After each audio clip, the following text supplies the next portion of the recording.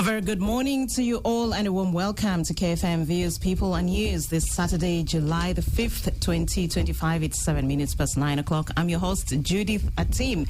Today we're asking whether or not the opposition can form a lasting and formidable coalition. A very exciting conversation, of course, as we count down to the 2026 general elections.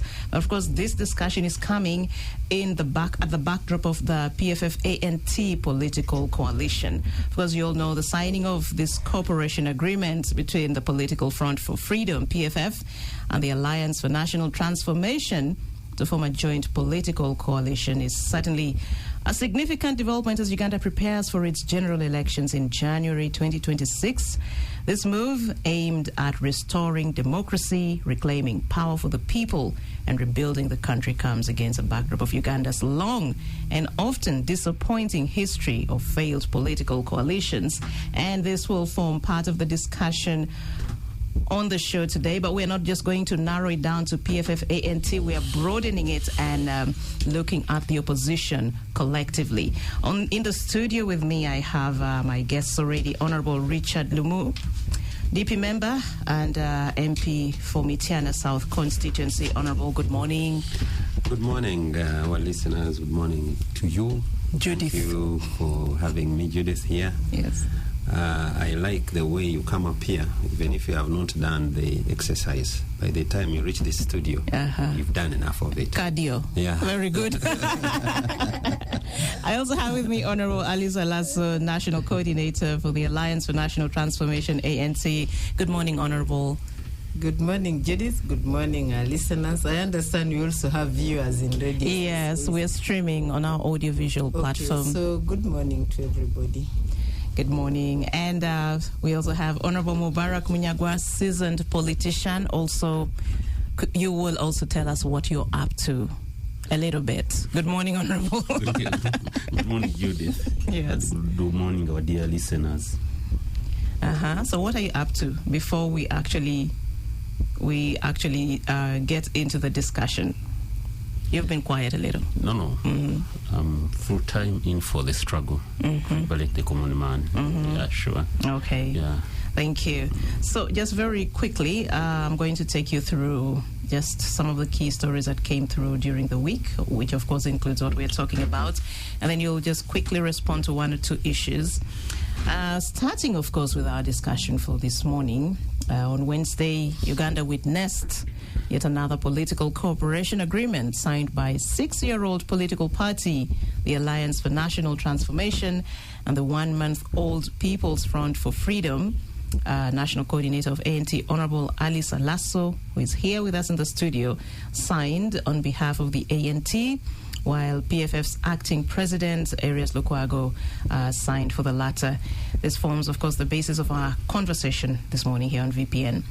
But also, aside from that, the National Unity Platform skipped the invitation to be part of the coalition or witness the pact signing ceremony, but instead used the day to address the press, during which the party's president, Robert Kyagulanyi Ssentamu, spoke about the accusations leveled against some party officials of obtaining money from aspiring NUP flag bearers for various positions in the upcoming elections.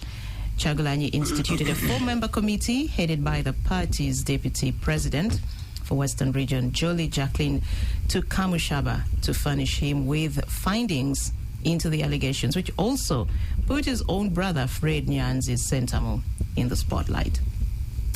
And President Yoweri Museveni is also set to be formally nominated as chairman of the NRM, the party's flag bearer for the 2026 elections.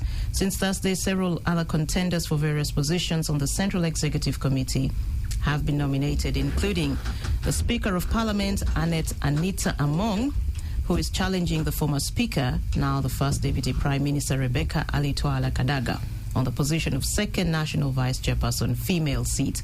The party's polls are expected during the National Delegates Conference set for the 22nd of August. And yesterday, Friday, the Democratic Front officially swore in members of its newly elected National Executive Committee as the party gears up to organize and mobilize ahead of the 2026 polls held at the party's national headquarters in Namirembe, Kampala. The new leadership headed by Honorable Matthias Mpuga and Samba pledged to foster inclusive governance, transparent and strong value-based leadership to rebuild public confidence in political institutions. And on the business front, Uganda, like the rest of the coffee-producing countries, has witnessed declining coffee prices, irrespective of grades and types. In the past 2 weeks alone, coffee prices have fallen by almost 50%, with Robusta coffee, which was most affected, dropping from 14,000 shillings in April to 8,000 shillings per kilogram. A kilogram of Kiboko coffee has also dropped from 6,000 in early April to 5,000 in June. Certainly not very good news for coffee farmers. And onto the international scene, Russia overnight launched its largest aerial assault on Ukraine's capital since the start of the war, just hours after U.S. President Donald Trump signaled dimming prospects for a ceasefire following a telephone call with his Russian counterpart Vladimir Putin. Reports indicate that while the attacks primarily targeted Kyiv, across Ukraine, at least 23 people were injured in the strikes, which involved about 540 drones and 11 missiles.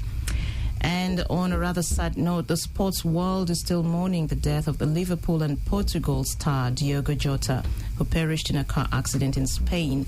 The 28-year-old father of three, who had just married his long-term partner, Ruth Cardoso, 11 days earlier, was killed alongside his brother, Andre Silva, when the Lamborghini they were traveling in veered off the road. The brother's funeral will be on today in the Gondoma area of Portugal, where they grew up. Gentlemen, lady, one or two issues just you can pick from and respond to. I'll start with you, Honorable Mubarak. Yeah, thank you, my sister. I will straight away respond on the landmark move that was taken by my brothers at Katonga. You talked of that cooperation, not cooperation, but that cooperation agreement that was signed, which I deem to be a very perfect political move. I personally happen to be in a position of knowing General Mugisha Muntu as a man of high moral code. And, he has always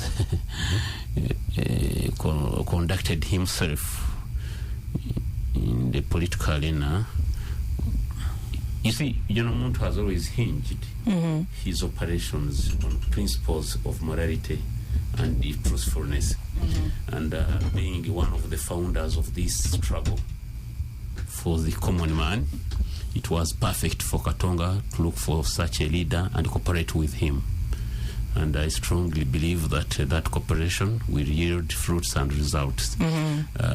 You see, what people must not confuse is cooperating or working together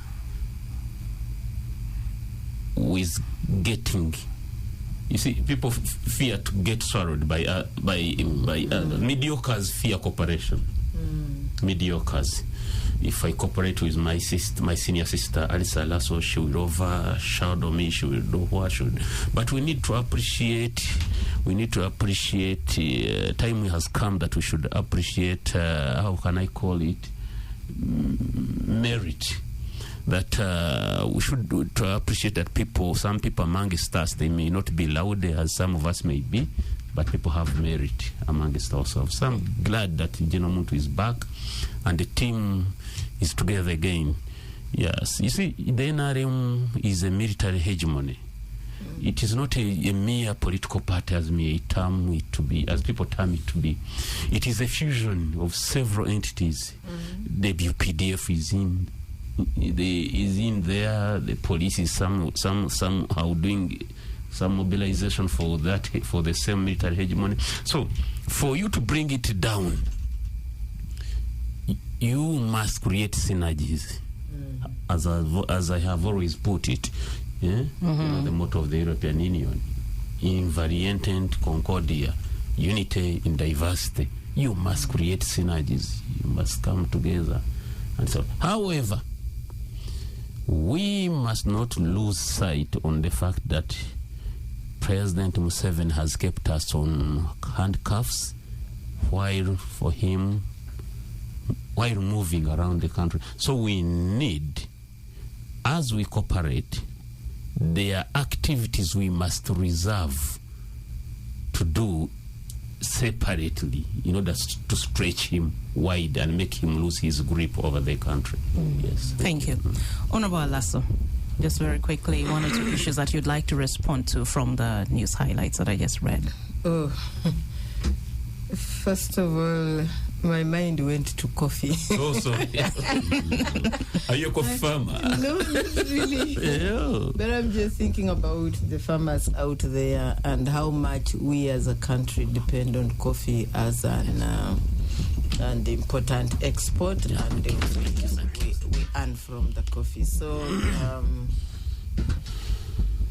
and with that huge drop in prices, it can really be very, very worrying for farmers, especially in a situation where we do not have any cushioning effect on our farmers. There is very, very little. There were a lot of controversies during the passing of the coffee bill. One would think maybe now that the coffee farmers are badly hit, we can see those who pushed for the passing of the coffee bill against the advice of the stakeholders. We'll now see them come handy to cushion the farmer against these nose-diving prices. Because if we continue like this, I do not know what major export we now have. One, I know that the coffee, the tea nose-dived and disappeared. Cotton nose-dived and disappeared. The sugar cane has its own problems. So really, if you're talking about the rural agricultural economy, what is surviving has been that coffee. And then the other thing I know that ATMs, yes. ATMs for this budget this financial year. The other hope would be tourism. But we are going into an election, and you know how bad an election destroys our tourism image in this country. So most likely we are also going to have serious effects on the tourism potential. I believe that we will be talking about the rest, especially the coalition, since it is the core thing, I imagine. But I just want to say that NOOP not attending partly was because, of course, we continue to engage with NOOP, and this is the one that matured. We have a lot of engagements going on, but this is the one that matured. And but for that particular event, you can imagine I signed off the letter around 3 to take to NUP. They had already called their press conference for the day to deal with those issues that they're talking about. Because we had to keep the whole thing under wraps. I knew any letter going away, even by midday, the stories would be in every media house. So we signed off the letters around 3. And that did not stop the letter from leaking in between me and NUP offices. So we also had briefed them, and they were okay, but certainly they couldn't figure out how to now cancel their own press conference. I still want to think that NUP, being the majority in the opposition, is still keen on this kind of engagements, and we are happy. As we said that day, the thing is not closed. The thing is not closed, but even more importantly, Judith, when you say PFF is 1 month old, ANT is 6 or 7 years. These are very old actors in the political scene of Uganda. I joined politics in 2001. So I can't go there on the road and pretend that I am new, because I am not in inside here. But I'm really not new. These are old actors. We've been there before. We've tried these coalitions. Well, old wine in new wineskin. Yeah, pretty much, yes. Yes, so we have learned, we've burnt our fingers, and we have hope that as we continue to engage, maybe our experience will inform us, especially on the disadvantages of scattered efforts. But for me, the lesson, if I can just conclude with that, took me back to my roots. My roots in Teso, when I was growing up, we would have a situation where families would come together and they go and help the other one clear their garden. They still go back to their home. Then tomorrow you also go and help him clear the garden. And you still go back to your home. But you had a focus that everybody in the community should be food secure. And I want to believe that this is more or less what we are doing. So if we can sit with PFF and say there is a garden for all of us to jointly clear, then we will work on the garden. That does not swallow anybody's identity. Mm-hmm. Thank you. But why is it that other political parties were not present? Yeah, because as I said, it had not matured. You don't want them to come there and the press begins bombarding them. Why are you not here? There are still issues we have discussed. So you're still having engagement bilaterally before you... Okay, that's understandable. Lots of yes, Honorable Lumu. Thank you very much, and I want to appreciate my colleagues for the comments they have done. I want also to start with coffee. When there was a budget speech done at Kololo, the president intended to actually convince the coffee farmers that the nosediving of prices was because now Brazil coffee or coffee from Vietnam is now selling. He forgot one thing, that ever since that law was passed, is not a year. So the coffee in Brazil cannot grow within 6 months and be sold to outcompete our coffee. It cannot be. There is only a problem here, I think, which we underlook or we did not really take time to think about it properly so that we can maintain the coffee. I'm a coffee farmer too. But what happened immediately the UCDA was outlawed? People started bad manners in handling coffee. They are harvesting green coffees. They are not keeping the coffee beans properly. The packaging is actually bad. They are now spreading it on ground. So it's a quality issue. Quality issue.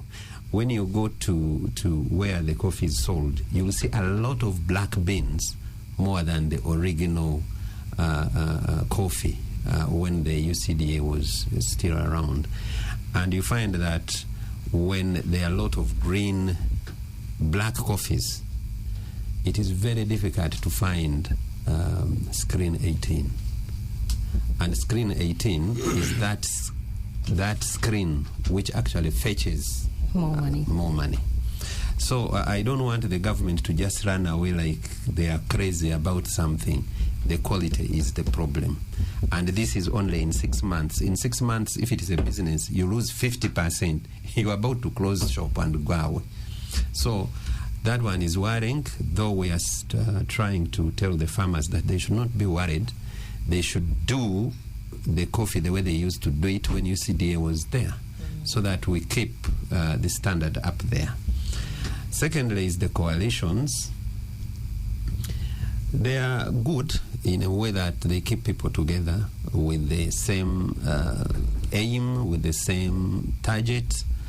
But I have been also around for some time. If someone is 50 years, like I am now, that means you have really been around for some time. And I've been engaging in politics. These coalitions, some people come with their hearts, others come with their skins, others come empty-headed, others come just to benefit out of them, others just come. So sometimes they don't understand why are coalitions made in politics? I was here when IPC was formed. I was here when IPFC was done. I was here when DA was done. So many coalitions people have tried. But we have to find out, why have they failed to reach their intended targets? You might find that the first four words I used might be the problem. So before we do the coalitions now, we should first look at those issues properly. Do people understand why they are doing a coalition? Do they really need the coalitions to reach a certain goal? Are they coming just to benefit, to use it to benefit themselves? Or they are coming so that we work together and find that target, hit it using that coalition? In Kenya, when they want to reach a target, they do coalition. Incidentally, they have been successful, but after getting the target, again the coalitions die. They form others. They reach a target, also those ones die. So you find it is now also becoming useless. The coalition must aim at a thing for some time so that you benefit as a coalition, as all of you reach that target, get to the government, use the government to help the common man. I want to appreciate Mugisha Muntu, General Mugisha Muntu, and one man who is in prison, Colonel Vestige. You see, those two men have done a lot for the common man. They have really tried. But you find as they are pulling or as they are pushing, the common man sometimes is not helping enough to reach the goal. So they remain there alone. When they look behind, where is the common man? The common man has gone away, and they remain 2 or 3. So I want to appreciate their efforts, and I want to tell people who have done the coalitions now, it is not too late. Others can also join, but let us have a common target. Probably by that, these new coalitions, which are 2 months away to the election period, probably it can be our savior to reach that target, hit it, and we get government at some time. Thank you very much, Honorable. It's time for us to take a break, and then we return and dive into the heart of the matter. Can the opposition form a lasting and formidable coalition? And, of course, what lies ahead of the PFF-ANT alliance? That's after the... Welcome back from the break. This is VPN, and we are still, of course, now getting into the heart of our discussion of whether or not the opposition can form a lasting and formidable coalition that can actually create meaningful change, or just to put it bluntly, upset the NRM. But of course, like we said earlier, these coalitions have a long history of failure.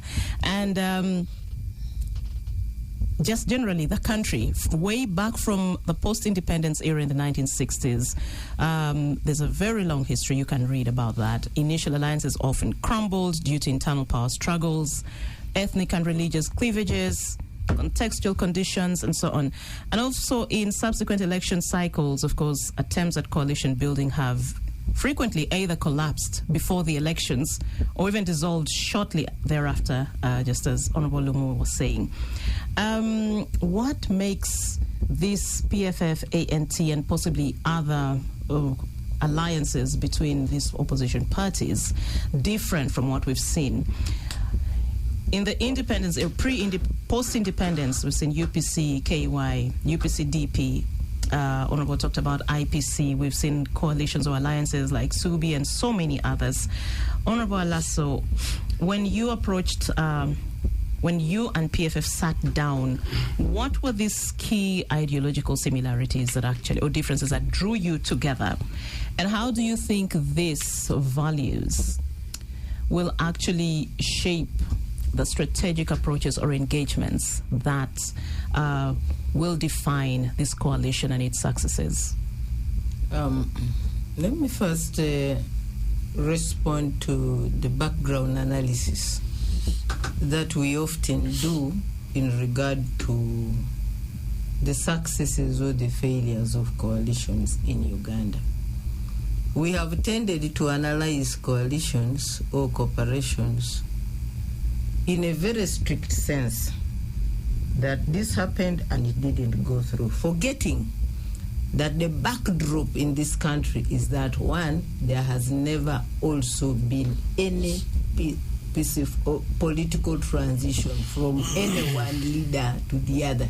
They just get bombed out. You need to keep that at the back of your mind when you're analyzing the successes or the failures of coalitions. Two, so that talks about the democratic the governance, the democratic and the electoral environments that we have operated in. Secondly, despite all its weaknesses, I think Ugandans need to be reminded that there was a successful coalition at one point, unless my history lets me down. But the immediate post-independence was a coalition between Kabaka, Eka, and UPC, yes. And it succeeded. They had one aim, just get power away from the Europeans and get it to the Africans. The challenges thereafter notwithstanding. So we have a successful case, meaning it is possible for a common one thing, a common goal, for people to put down their individual interests and first secure that. Even in this region, you talked about, Honorable Lumu talked about things in Kenya, or was it Honorable Munyagwa? Mm-hmm. Yeah, talked about coalitions in Kenya. They have done it, and they have been able to move, to create shifts. So what option do we have if we don't try this out? Then, of course, there are those ones that did not go through the TDA, the IPFC, they didn't succeed. But what other option do we have? Because the majority of individual attempts, the number of single-handed attempts, are far more than the number of attempts at coalition. Do you know that in every election in this country for presidency, we have close to 10 plus candidates? Do you know that the attempts at cooperation are only 5 or 6? We can still count them. So in terms of success, then we would rather be tougher on single-handed efforts, because there have been over 60 or 50 individuals that have tried. The list is countless, and none of them has made it to change, for instance, the Museveni regime. So my take is that I want to go back to the farmers. My take is that thinking like a farmer, and I am now one of them in general terms, thinking like a farmer, for us farmers, you plant. And because it's rain-fed agriculture, it doesn't germinate. Or the crops, the dry season hits them before you harvest. We do not give up. Next season again, we are back to the gardens, planting, and planting. I was listening to a testimony of a certain woman in church. She badly wanted a child. She did VIF 8 times. She never got. And you know how expensive that thing is? Finally, I think she got in the 9th is when she got a baby. I've gotten a strong man, yes, that. Richard. So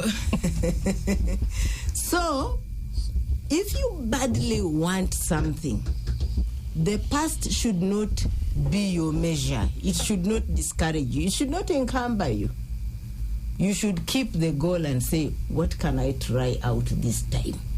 Maybe it will work. Maybe it will work. It worked in Kenya. They got a shift. Maybe it will work. I'll go to Richard. I'll go to Honorable Munyagwa. I'll go to so and so. Let us see if it will work. Or at least learn from the ordinary farmers that feed this nation, that they lose a crop this season and they don't give up. And they go again, they plant, and they don't give up. So for us, all these collection of failed efforts are a basket from which we are learning. And I can tell you that between ANT and PFF, we've had a lot of engagements. And that is why if you look at our MOU, it is very measured. It doesn't start with the big things. It starts with exploring our aspirations. What can we do? We can field candidates together. What can we do? We can hold joint electoral activities together. What can we do? We can talk to others. You start by biting what you can chew, and then hopefully build on that. But also this population that Honorable Lumu talked about, this population that abandons leaders. It looks like maybe they are reaching a point where they are also having enough of it, because their condition is not getting better. You need to look at, I have questions, I have issues with the recently released housing and population census, this controversial census that was done in this country. So you read it cautiously. But there are segments of it that tell you this population which we are trying to help is really a suffering population. The levels of multidimensional poverty, their education, their health, even their clothing, even the food they eat, the number of meals they eat is going down. Their children, their land, their rights are very threatened. So when you look at that, you keep hoping that every time we talk, every time we move, hopefully they will join this. And in a way, they have also been giving us feedback. I've been saying, but you confuse us. When we go to a ballot paper, we find Honorable Munyagwa, we find Honorable Lumu, then we find Alaso. Now, who do we vote? All of you are our people. So we need to try to bridge the gap. Yeah, sorry, let me come to you again. You were one of the founding members of the FDC, and you moved away when Muntu broke away from FDC to form ANT. You were the first people to leave, and at that time, it was because there were lots of internal differences. You had reached a point where ideologically you were not reading from the same page. And now we see again, this group breaks away from FDC, comes to form PFF. And a good number of the people in the PFF camp are actually said to have been the reasons that you people broke away, took a different path. So what is it this time that has made you realize that you can actually work together? What is it that is bringing you together now? And yet at some point, there was a point of departure. You were reading from two different scripts. Even at the point of departure, it was a matter of not of the common goal. We still believed that the direction the country was taking was bad, was really, really bad. And it threatened our own existence as ordinary Ugandans.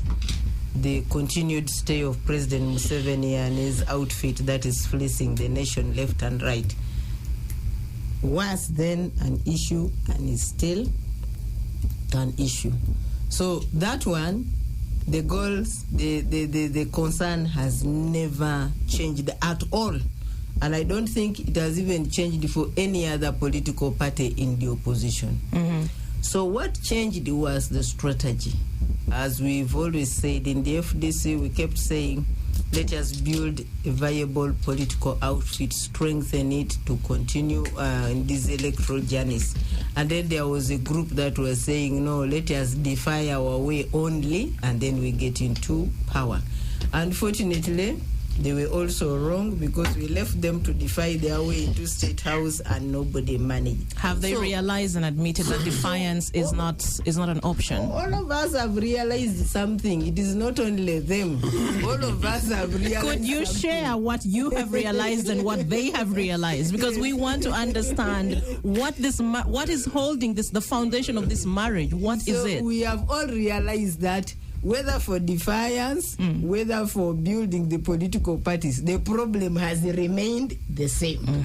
We have also realized that the defiance group also became weaker when the builders of political parties left. Even the ones of political parties needed the defiance team. Yes. So we've all realized that there is some value in each one of us, and there is a brick each one of us can bring into this activity. So we have gotten back to a point where we are merging and saying, in terms of strategy, let's bring the components that are agreeable to the two teams, and those ones we build on that component. Then the day you wake up and you want to do the other component which we don't agree, after all, we are not yet one political entity. You can fix that as a single entity. Like those farmers I told you in my village who would first go to somebody, one garden, and they dig together. But what they eat in their houses is different when they finish digging.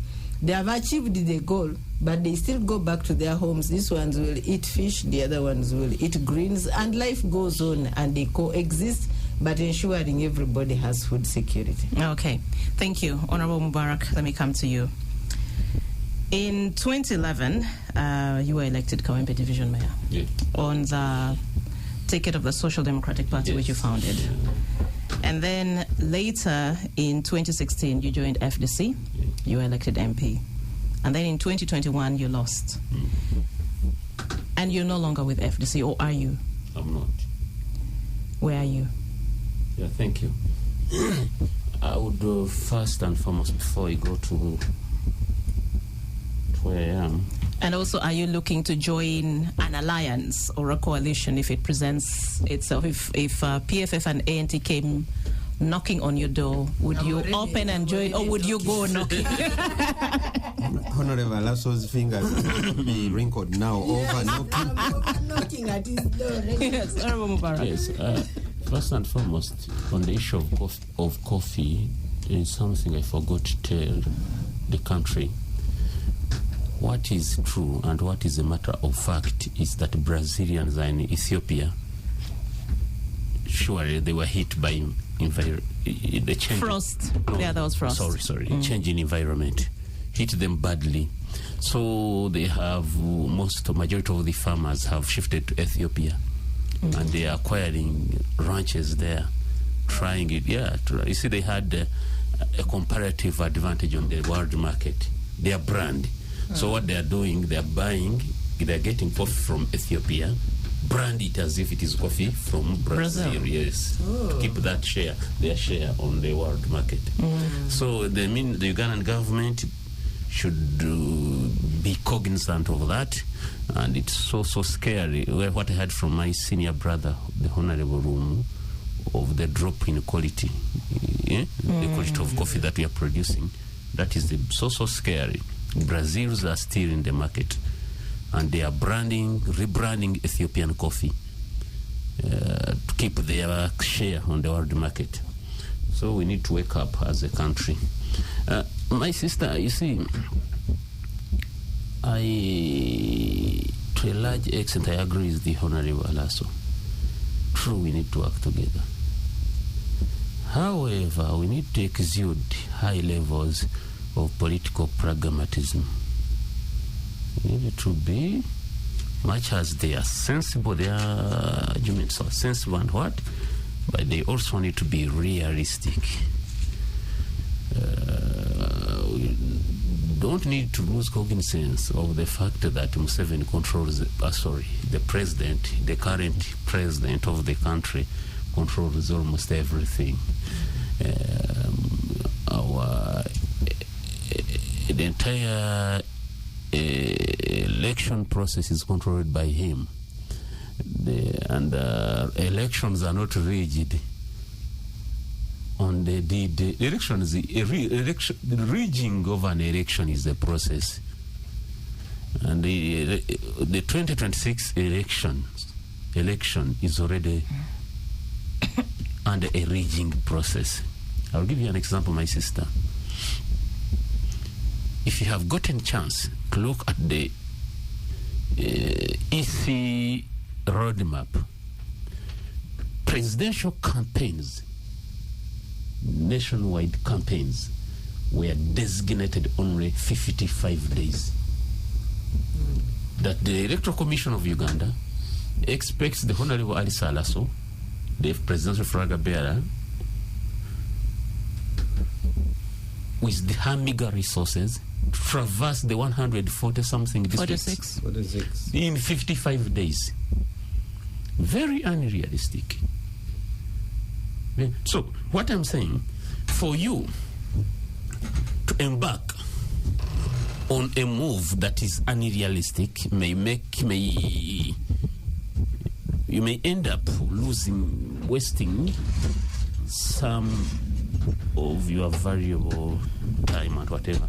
We need to keep aware that some of the entities within the opposition are remote controlled by the dictator or by our tormentor. So I would just urge you to be realistic and not waste time on some of these political players, because they will not. And two, I also agree that much as we need to work together, but not entirely to put our eggs in one basket, it won't help. Much as there are these other schools of thought that working independently has also not yielded results, that's true. But putting our eggs in one basket also may not yield results. So in other words, not saying everyone should be part of the coalition. Is that what you're saying? No, we can all be. Agree on the mode of operation. How should we tackle the problem? How to execute our various missions? What message to move along with? More importantly, keeping the lines of communication open, not to end up clashing. But me, I'm yet to buy into the notion of putting our eggs in one basket. You were asking me where I am. No, coming week, we are unveiling a party. There's a new party coming on board, and I'm the party president, and we are unveiling that party this week. Yeah, sure. This coming week. Okay, today's Saturday. Let me come to you. Sorry, this coming week. Yeah. So let me also acknowledge the arrival of our final guest. I didn't want to mention his name earlier because I wasn't sure he would make it, but thankfully he's here. Honorable Michael Mabike, Secretary General, Democratic Front, also aspiring to return as MP for Machindie East. Yes. Good morning, Honorable. Good morning to you. I very well branded. Good morning to you. Good morning to all our listeners. I'm very happy to meet all these colleagues, Honorable Lumu, Honorable Lasso, Honorable Mubarak. All of them are very known to me, but I didn't see yellow here. We are discussing opposition coalition. Opposition? Yes, so that's why we are giving you the space. All right. Do you want me to say something? Well, you can give if you want to catch your breath, it's okay. But no, fine. The conversation has already begun on whether or not these coalitions can actually hold. Looking at the troubled history of failed coalitions, right from pre-independence Uganda to where we are. Although Ali Salaso opines that we've had one successful coalition, the UPC Kabaka Yeka Alliance, which at least jostled power from the colonialists and said, look, we're putting power in the hands of Ugandans. She views that as a success. Actually, the KY Alliance did not jostle power from the colonialists. It jostled power from DP. Because you remember that the pre-independence, Ben Techuanka became the prime minister. And then there were many groups which were not satisfied. And then we had the UPC KY allying. But even then, DP was strong because DP beat all of them in numbers. DP had beaten UPC in number. DP had beaten KY. And they had no other option but to ally in order to overwhelm DP. So it was a successful coalition. There has also been another successful coalition, that was military, the UNLF coalition. The UNLF coalition captured power from Idi Amin. That was through Idi Amin. But that was a civil military coalition. There has been a third coalition which has delivered results. That is the NRM Baganda Peasant in Luwero coalition. You remember that Museveni left, formed the PRA, Popular Resistance Army, he joined with Lule, with UFF to form the NRM. It was a coalition. And then they added Baganda peasants in Luwero, and they overthrew. They were able to overthrow the Obote Okello regime. So, coalitions work. They work. They do work. But it depends how they are constituted. Some coalitions are purely civil. Some other coalitions are civil, military. Now in Uganda, what has worked more has been the civil, military coalitions. They have worked more effectively. There has been an element of the people power and an element of the gun. And that's what we even see now. When Museveni captured power here, he also formed a coalition with DP. They armed the gunmen from Luwero,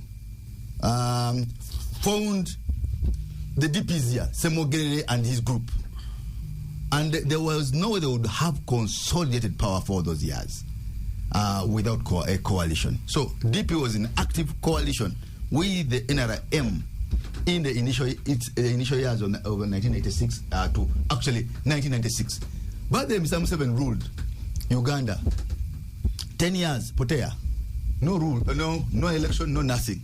Just gentleman's understanding, as I would sit with you. Yeah, my dear, I've captured power. Come, we work together. So they work together without an election, without anything, for 10 years until after the 1996 when we began getting elections and all that, working under the new constitution. Now, why have we failed in these coalitions for the post 1996 coalitions? Why have they failed? It is first because Ugandan politicians are politically immature. We are petty. We look at the small things. We don't look at the bigger picture. I look at Munyagwa, I see, now Munyagwa is going to overtake me. Now Alice Alasu. You know? We look at the petty, not the broader goal. We're not like Kenyans. Kenyans have been able to take their country where they are, where it is now, because they have politically mature actors. I want to give an example. In 2004, I think it was that election of 2004, Uhuru and the current president Ruto were on different sides. One was campaigning for Kibaki, the other was campaigning for Dinga. They actually shed blood, and that's why they were taken to Hague. Both of them were taken to Hague because they were leaders of vigilantes. Vigilantes who caused post-election chaos. Within the next 4 years, these fellows who were at loggerheads, and even when they have failed, shed blood, they were together, working for power, and they won that power. Thank you. They won that power. So, what is it that I'm trying to build? Coalitions work, but it depends on the actors, and depends on the focus, and the structure, and the overriding spirit of those coalitions. They do work. So Ugandans should copy from what's happening elsewhere. We should drop the pettiness. We should drop our little acts that hold us back. I want to finally say this: that Mr. Museveni is where Moi was in 1997. Moi was leading Kenya in the minority. He was leading Kenya, but with 27% of the votes. The rest was opposition. It is until everyone in Kenya said, look, this guy is ruling because he divides us, because we are divided. And when they came together under NAC, they were able to overwhelm. I want to end with this point. What is disturbing the Ugandan political actors on opposition is one thing: consensus leader. Arriving at a consensus leader. Everybody wants to lead, but they cannot be able to deliver. If those who want to lead cannot be able to deliver what the people want. I want to give an example. In Kenya, Mwai Kibaki was not the most vibrant. Mwai Kibaki was not the most popular. actually, Odinga was more popular at the time. Much more popular than Mwai Kibaki. Much more vibrant than Mwai Kibaki. But the Kenyan actors told Odinga, look, you could be more popular than Kibaki. You could be more outspoken than Kibaki. But the times require someone different, somebody who can bring us all together, somebody who can focus us all.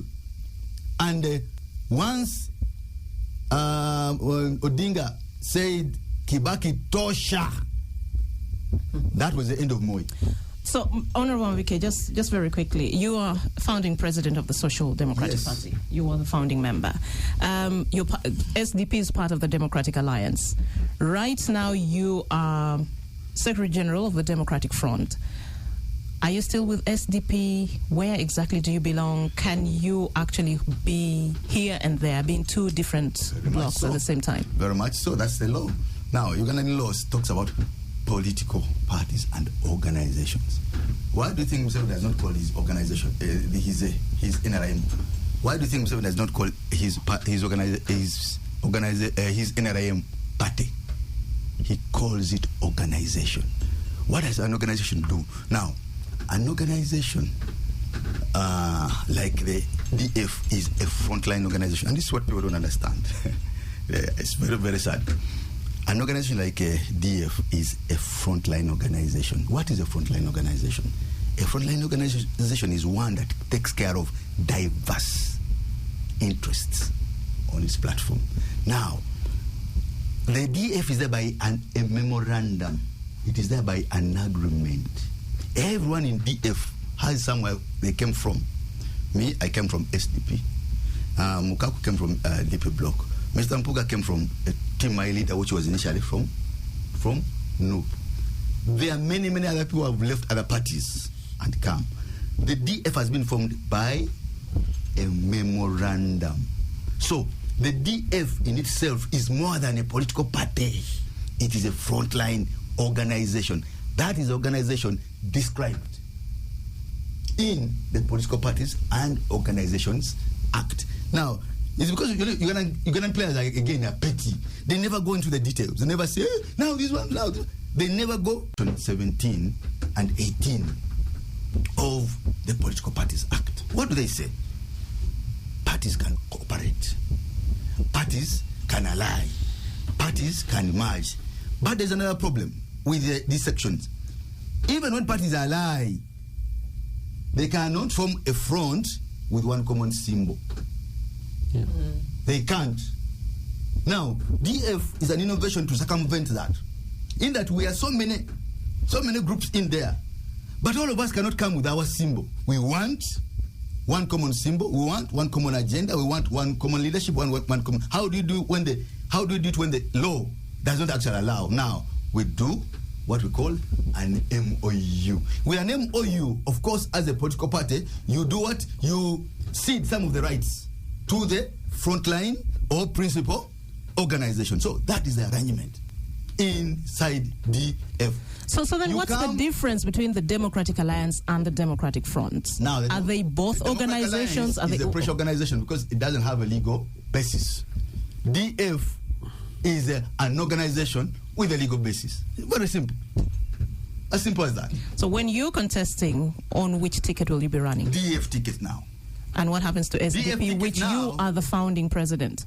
Yeah. All those parties are there. All those parties are there. But all those parties, why can't we use them? For instance, I cannot use my symbol in SDP is usually the flower. Abed's symbol is the lamp or something like that. It's a bell. Yeah, it's a bell. The GPP symbol, GPP, which is the Green Partisan Party, which we rebranded, I think it was I don't remember what it was. I think it was a lamp. Now, we don't want to go to the electorate with various symbols. We want to go to the electorate, despite the fact that we are on this block, with one symbol. So we have agreed that we shall take on one symbol, one leadership, one electoral agenda, same candidates. We are just trying to beat the law. As simple as that. Thank you. Honorable Lumu, let me come to you. So the conversation, do coalitions actually succeed or not? We're having all these varied views. But when you look through, the common denominator when it comes to the failure or disintegration of these coalitions is always the internal dynamics, the internal power struggles that he's talked about, people not wanting to see the bigger picture. And certainly there's a long list of lessons for political parties or opposition political parties for that matter to learn from. What then should make these latest or newest coalitions work, looking at all the past experiences that we've had more than 60 years down the road? What would make PFF, ANT, or any other coalition for that matter actually strong and successful? I think either they get good lessons from whatever has been happening, or they refuse to get the lessons from there. But if they get the lessons properly, then the new coalitions can work. One of the things which my colleague Mike has said here in the politics of Uganda is pettiness. I'm in Parliament here. There are people who don't look eye to eye, but there are opposition members. Imagine now one of those parties want to do a coalition with another, but these members don't look eye to eye. What will happen in that coalition? It will simply collapse, because the pettiness, the annoyance, the whatever has happened between the two will now all be brought into the coalition. I want to agree with Mike that we should agree on that one human being to lead the whole coalition to hit the target, like I said in the beginning. It does not even need one of these known people. We can pick, I'll use the name of maybe Sempebwa. Say you are the one going to lead all of us. But our target is this one. There is nobody who has some problem with him amongst us. He is just a neutral actor. Mm-hmm. You will find that Munyagwa, Marike, actually let me talk about Marike. I was with Marike in UID. We've been moving for all of this long. Probably we might have gotten our small problem there. And now we are carrying it all the way. We are now in 50s and we are still remembering what happened 20 years ago. You might find people in FDC have theirs. For their coalition, I'm actually happy that now FDC is rebranding. Because it's reconstituting. Yeah, actually, that's the proper word. Reconstituting. Because what happened in FDC when they are taking another path, and when Honorable Semujus were taking another one, I think now they have buried it. They are saying now that one is not important. Let's focus. There is a party called Democratic Party. For that one, we have a sea of problems. I think they cannot even be solved. There are so many numerous that now what the Alassos, Honorable Alassos and colleagues reached at might be very delicate to reach at in the Democratic Party. Very delicate. There are petty issues, but there are also very big issues in the party. So you might find that it is better even to do a coalition with people who have already left the Democratic Party. And you call it when you are outside. Say, for this matter, let's do ABCD and do a coalition with now other people outside the DP. And then after doing that, we can now look for a coalition with the PFF, with NUP, with whatever party. Probably that one is possible. There are people who think that, for me, I cannot work without this party. I know some UPCs and some DPs. They say, my friend, if you're out of that party, don't ever come here. Don't ever come to my home. For him, I think he might have even swallowed it at birth that it must be within me. So whatever you will say, he won't listen. You will say, for me, If you have gone to another party or you have a different idea, when you see me, just walk by. There are those. But coalitions are a natural way of actually getting power from a regime like the one we have. If you don't do a coalition, you cannot do it alone. And I have always been saying that for a long time. There is no single party in Uganda which can topple this government. It is not there. And it is not about to be formed. The other problem we have on opposition is the money. You see that money which comes to political parties from Electoral Commission, which is actually budgeted and is given to Electoral Commission as a conduit to the parties, that one is the biggest problem, that money.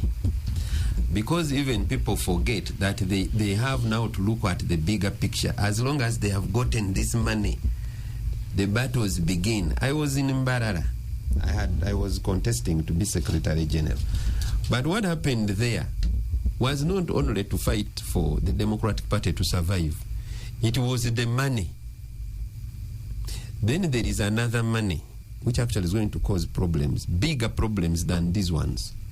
Under Section 14, I think, of the POA. Under Section 14, if I'm quoting it rightly, but I know what is the meaning of that section. During the election year, parties are supposed to share a certain amount of money in billions equally, regardless of what numbers you have in parliament. But as long as that party is represented there, you share. I think in 2016 it was 20 billion, which actually was stolen by NRM, all of it. Now I think this year is 35 billion, if I can remember correctly what is in the budget. That money, you are going to see people killing each other over that money. So people now forget that there is even a bigger picture to get the whole power. They say, if I get this money, I can be comfortable.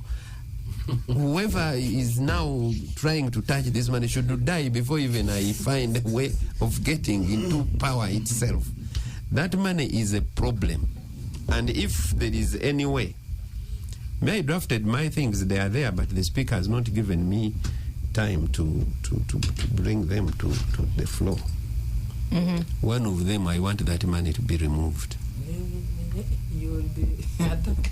I can be attacked, but that money is hindering our progress. Who gave Museveni money to take over power? He raided the bank. Yeah, if we need to do that, we can do it another smarter way. Let's take a break.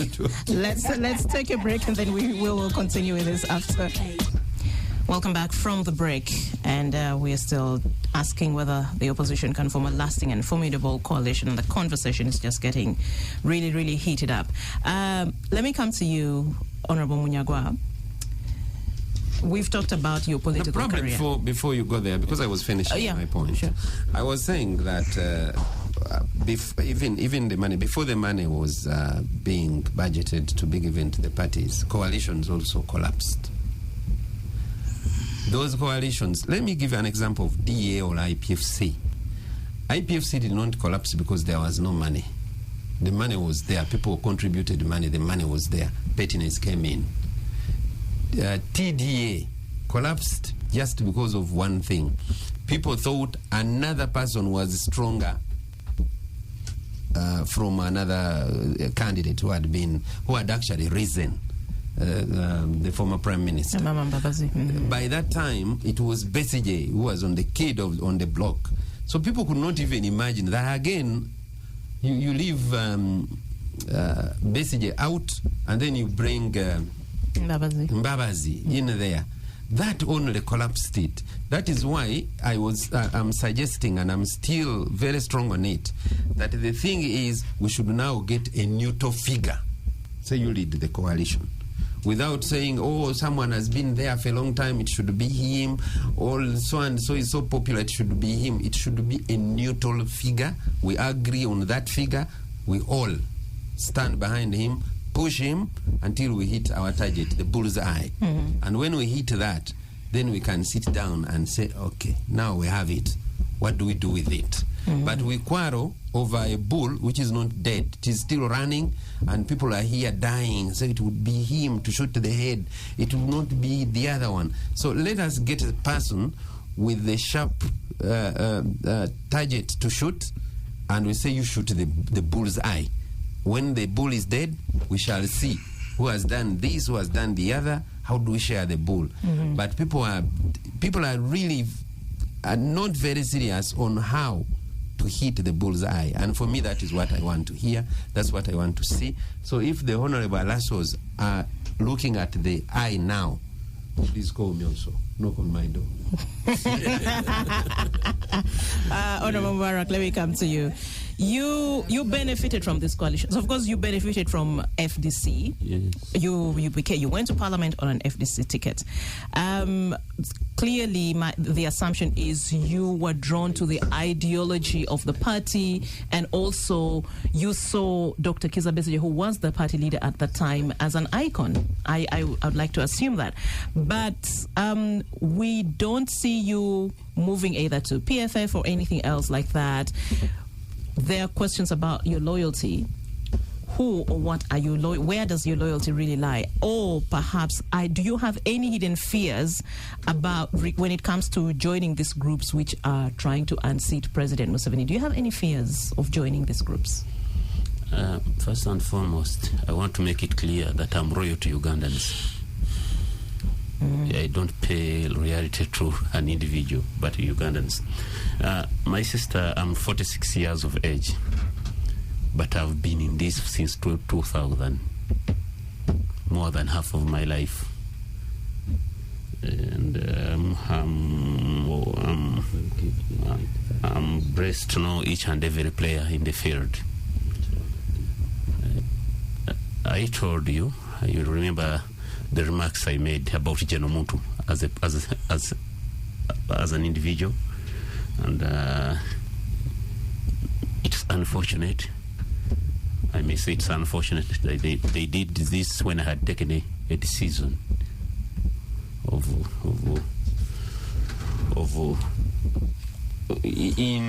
coming up with a new political vehicle in consortium with other players. Maybe if they had done it before I'd taken this decision, decision, it would be a different story now. But as I told you, let me first go to what the Honorable Room has just presented. The Honorable Room has he has conducted the CBC, a complete blood count of the opposition in Uganda. And he has run us through this a synopsis of what the problem is. The Honorable Ali Salaso, whatever they are trying to do would be the ideal way of doing things. But you need to pay your attention to what is happening within the opposition. The Honorable Michael talked of pettiness within the opposition players, greed, lack of focus within the opposition. People vacated the common man's struggle a long time ago. They are no longer interested in liberating the Ugandans. People are comfortable, and actually it was deliberate. It was a deliberate move by the government to throw crumbs, as he put it, to the opposite. So that they make people feel comfortable. Lack of focus. So, and I told you, whoever is trying to bring the opposition together, please pay attention to the Electoral Commission roadmap. Do you have the time? Do you still have even the time? Ooh, you see. But Honorable Mubarak, when you say the opposition, the government or the president is using money to actually make the opposition lose focus, the assumption here is that the opposition are passive actors, or they're so helpless. Money is thrown at them and suddenly they can't think. Can't they still exert themselves They can say no to the money for starters. Well, if they take the money, can't they still do that which they're supposed to do? Because their short-sightedness, I think, should not be blamed on any other person. You choose to be short-sighted or to be long-sighted. It's a choice that an individual or a group has to make. No. Oh, I agree with you. Somebody can easily find a solution to these problems, but in the current circumstances, they are not surmountable. We don't have the time. Look at the Electoral Commission roadmap. 30th July is the deadline for submission of academic credentials for people who want to vie for the presidency. 30th July. 16th July will be the deadline for people who want to contest as members of parliament. Deadlines after deadlines. Do you have the time? Now, I told you that the Electoral Commission gave us only 55 days. Whoever wants to run for presidency, you only have 55 days to traverse the entire country of 146 districts. Is that enough time? I would advise my sister Alice Alaso, as you engage us, as you knock on our doors, please hit the road. What you did is enough to make you hit the road. Please hit the road. Reach out to the countryside. Thank you. The compromised opposition is likely to drain you and consume much of your time. Thank you, Honorable. Honorable Alaso, I think the question that most of us would like to know is, who is the coalition, PFF-ANT, nominating for the presidency? Are you fielding a joint candidate? Is it Dr. Kizza Besigye or somebody else? Okay, I will get to the specifics, but those ones you can even read in the MOU, that we are considering exploring the possibilities of joint candidates at all levels. So the MOU speaks about that. The detail is going to be worked out by the Common Ground Council, the 8-8. But immediately after that, we've also said this is not closed. We need to reach other actors. Let me tell you, the worst that can happen to this country is for all of us to lose hope, whether on account of time or on account of the compromises that our colleagues or others in the opposition are making, sacrificing the main goal. If we lose hope, what option remains for this country? Leaders. We have to do whatever is still within our power to salvage the country. So it is not for me, at least not for ANT, to give up this struggle. Whether the Electoral Commission gives me whatever tight roadmap, that's not a big deal. You can verify papers. I'm partly responding. You can verify papers in July, but nomination is in October. By that time, we will have sat on the same table. Like Honorable Mubarak says, run to him, knock at Lumu's door, knock at Mubarak's, knock at Mabike's doors, and say, honorables, hey, what are we thinking about this nation? So it is something, for me, that is still doable. If everybody, what we need to do as the opposition in Uganda is, first of all, to bring our hearts on the table. The problem is, most of the time, our hearts are not on the table, and so we talk something else and we do something else. We need leadership which is passionate and very impassioned about the goings on in this country. Let me respond to some things that I find very interesting from earlier submissions. The money for political parties was not intended. Actually, we pushed for that money. The understanding we had at that time, I happened to be in Parliament, was that we had just returned to a multi-party dispensation, and political organizations, political parties, are institutions for governance. You need to develop them so that they will offer credible alternatives. So the money per se would not be a problem. It is the character of leaders when they are entrusted with money, including the ones that are in government. Actually, the majority of the problem with money in this country is with the leaders who are already in government. You see how they are vandalizing the whole country. So the character of leadership, whether in government or outside of government is the problem. You can entrust me with money today, and if I'm a reliable person, that money will not make me run wild. And it is unfortunate, of course, I take note that of the concerns that some groups get this money and they lose interest, instead of using the money to really entrench our struggle and move it to another level. That's very, very unfortunate, and I hope that they can rethink that. I agree with Honorable Mabiki, the issue of pettiness.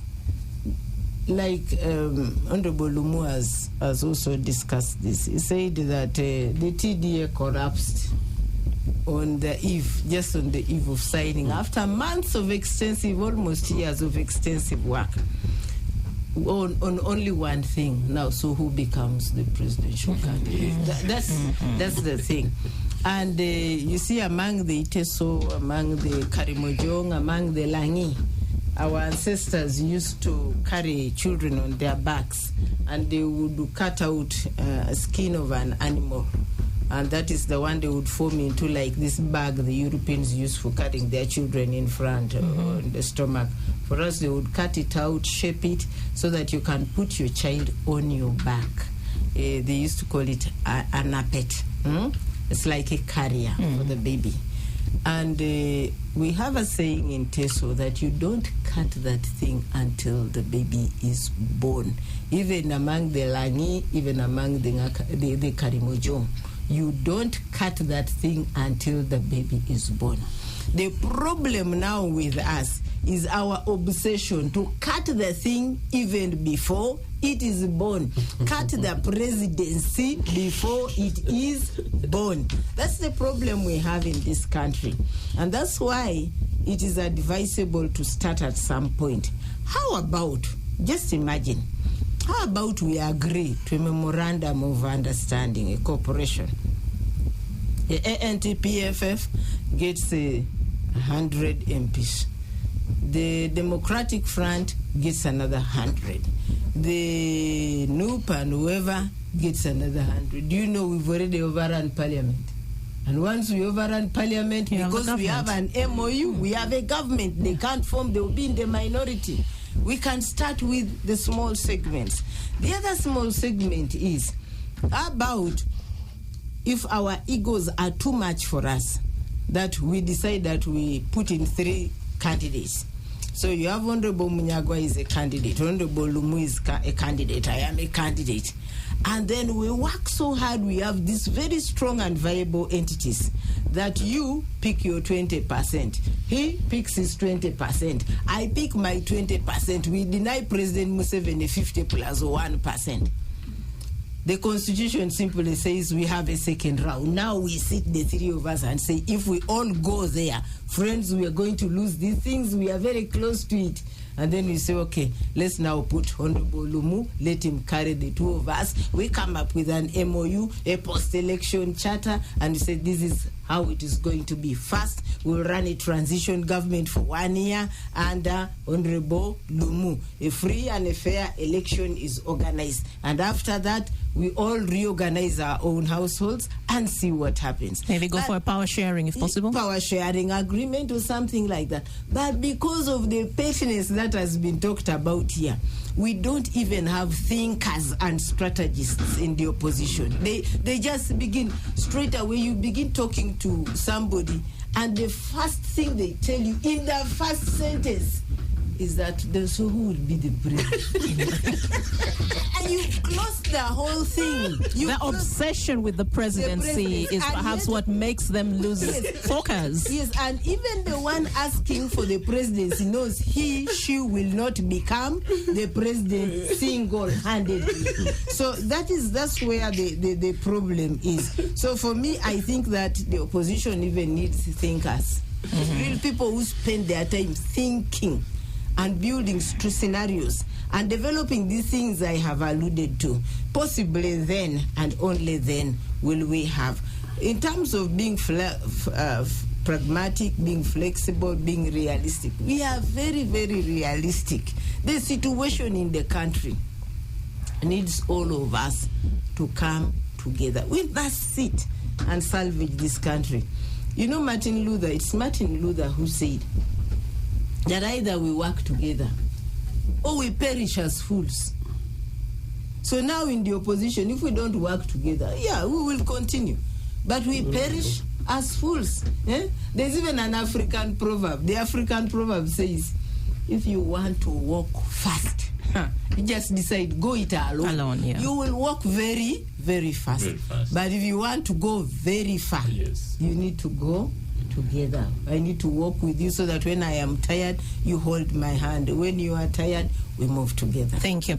Honorable Mubarak, before I come to Mabike, just very quickly, and we need clarity on this. You're talking about making a big announcement next week regarding, is it a party or a formation? What is it you're forming? It's a political party. It's a political party. Sure.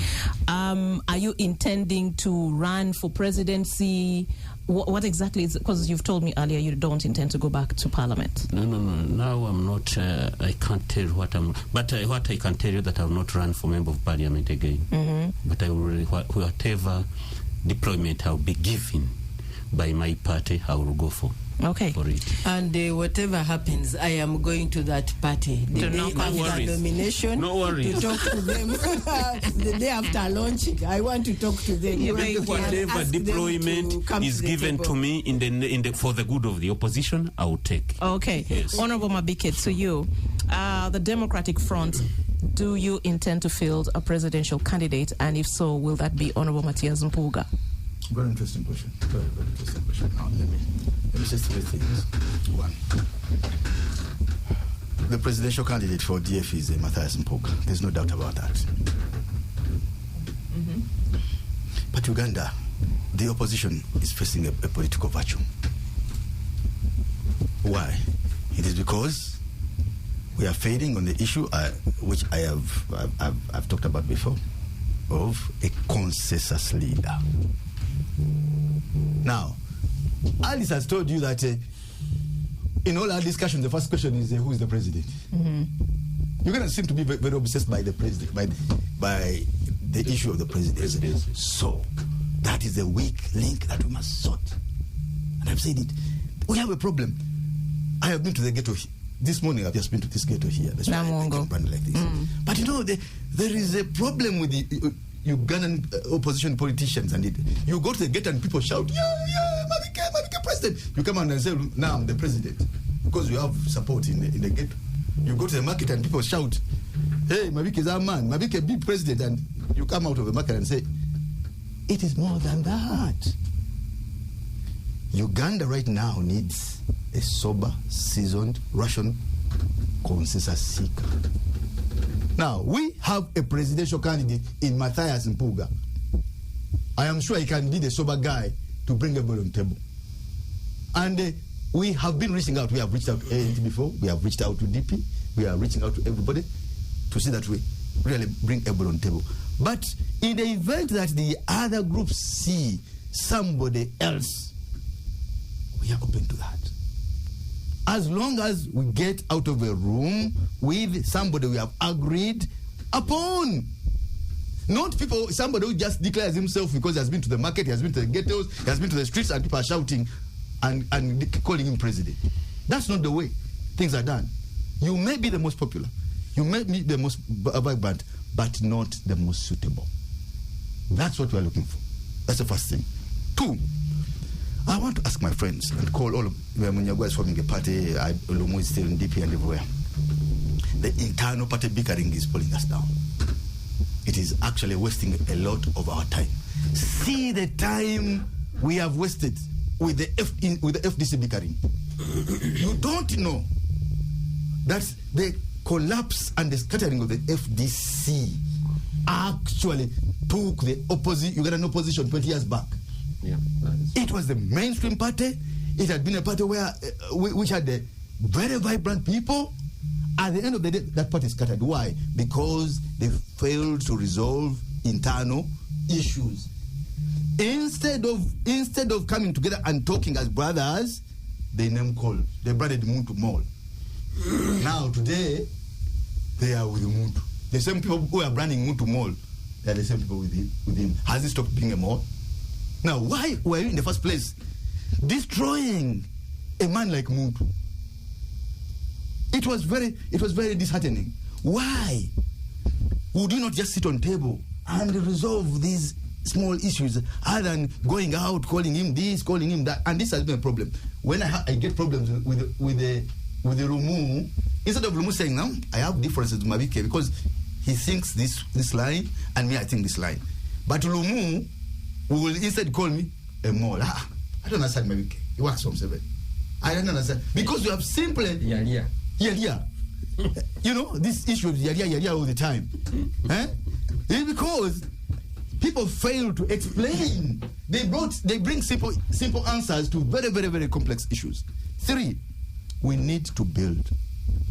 And for me, I welcome Munyagwa's formation. We need to build as many fronts as possible. And people who understand each other should be encouraged to work together.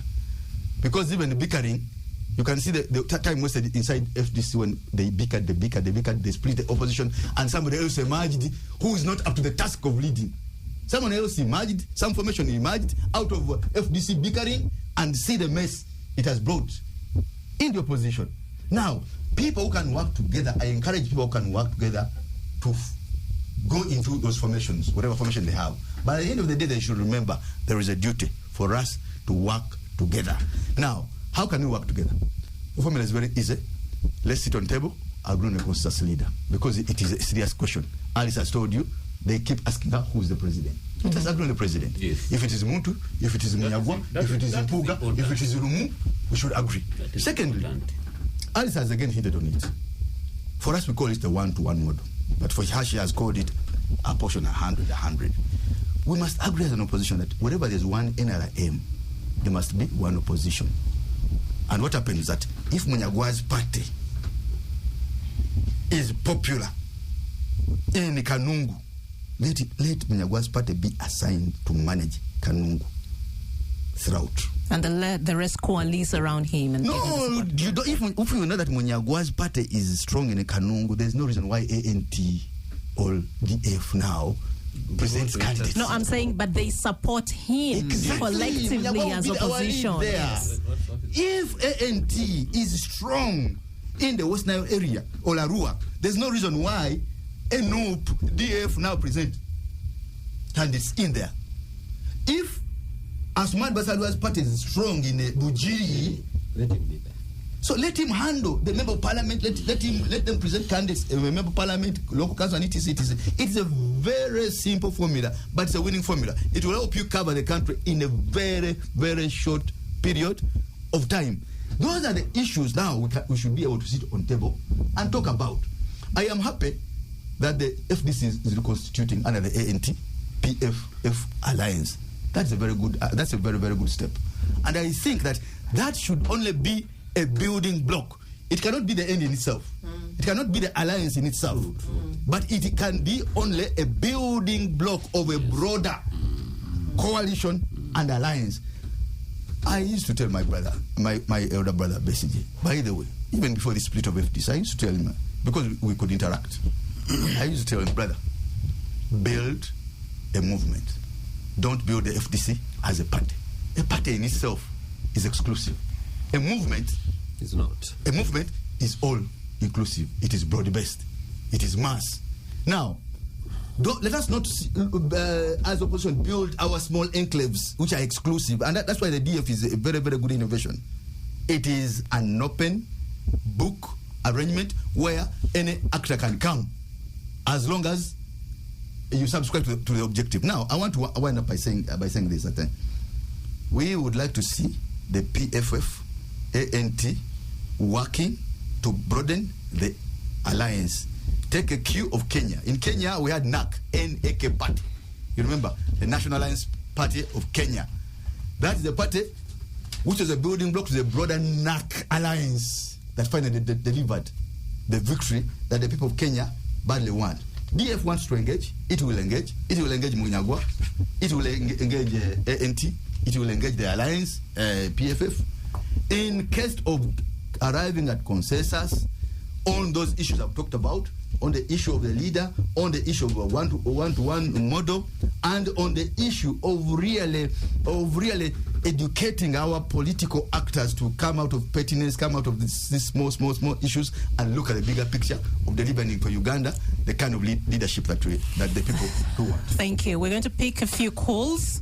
0393 933 933, 0393 262 933, 0393 262 934, 0393 266 933. Give us a call. 0701.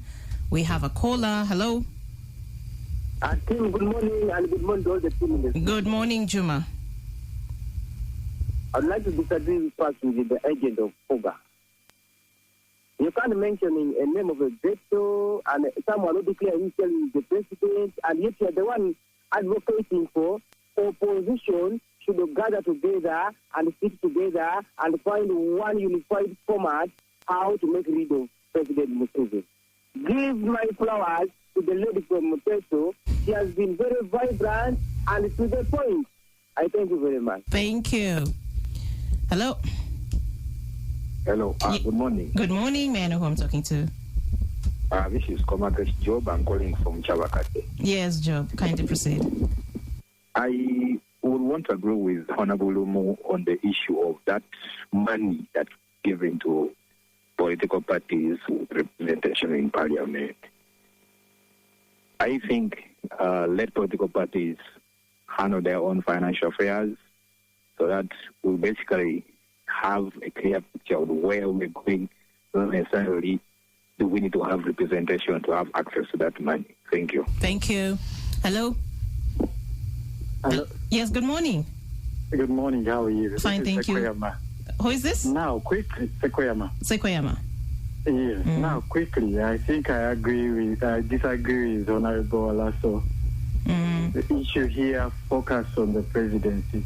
Otherwise, the dynamic is very big. There are so many differences. At least the presidency is more easier to sort out. They are wasting time. Choosing a candidate for a coalition is going to be very hard for MPs, for LC5, LC3, because there are lots of disagreements there. And everyone would want to stand.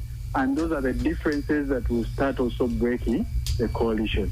Now, what Honorable Mabike is talking about of making regions, even that won't be able to work because there are regions that have parties, more than one party. And maybe if one party is stronger in a section of a district, another one is not. So let them coalesce around a president. And they're running out of time. Thank you. Better start now and do it. Thank you.